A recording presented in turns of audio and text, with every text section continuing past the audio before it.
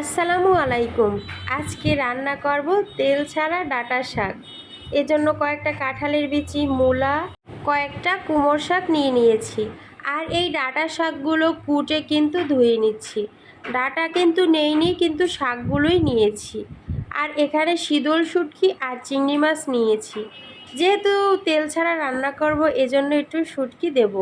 আর এখানে আলু, কাঁঠালের বিচি, মূলা আর সেই কুমড়ো শাকগুলো ভালোভাবে কেটে নিয়েছি। এবার এগুলো ভালো করে ধুয়ে নেব।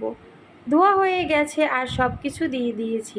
চিংড়ি মাছটাও ধুয়ে নিয়েছি কুটে, আর কয়েকটা কাঁচামরিচ দিয়ে দিয়েছি।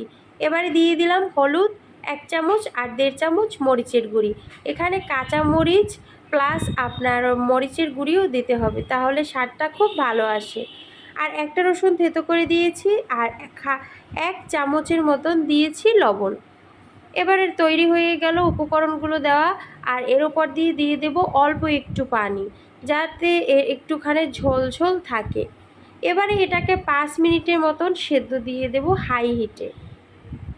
শীতল শুটকি, চিংড়ি মাছ, তারপরে একটা যে কোনো মাছ, বড় 1 পিস মাছ নিয়েছি। আপনারা চাইলে পাঙ্গাস মাছটাও নিতে পারেন।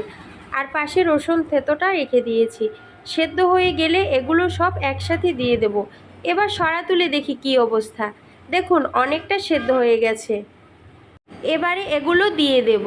পুরোপুরি সেদ্ধ কিন্তু করিনি, অল্প একটু কাঁচা কাঁচা রয়ে গেছে। এর ভিতরে কিন্তু এই শীতল শুটকি, চিংড়ি মাছ আর কাঁচা 1 টুকরো মাছ দিয়ে দিলাম।